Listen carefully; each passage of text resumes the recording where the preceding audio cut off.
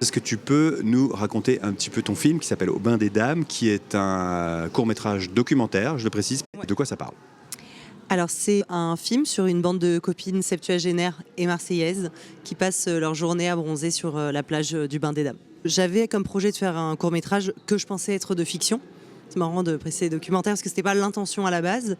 Et en fait, quand je cherchais une idée, j'ai eu l'image d'une femme comme ça, plutôt âgée. Avant même de comprendre que c'était, d'avoir cette réalisation politique, de me dire que c'était des femmes d'un certain âge qu'on montrait jamais, je me suis dit non, en fait, ce qui est marrant, c'est que c'est des femmes qui ressemblent aux femmes de ma vie, à ma tante, à ma mère, pour plusieurs raisons, physiquement, donc évidemment, mais aussi dans leur personnalité qui un peu détonne de la femme qui est montrée à la télé. Ça serait intéressant de proposer ces femmes de ma vie qui seront moi, certainement plus tard aussi. Et aussi de donner une autre image de Marseille. La plupart du temps, Marseille n'est même pas traité en tant que tel, c'est utilisé comme un décor, je trouve, qui est unique de violence, quoi. C'est le décor du narcotrafic, c'est le décor de la violence, de la mort.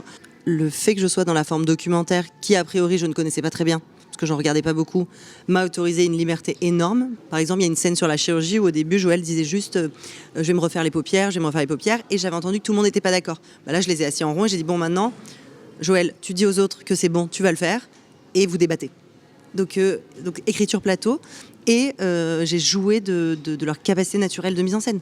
C'est-à-dire que même hors caméra, quand on est à la plage à Marseille, en fait, elles sentent les gens qui écoutent.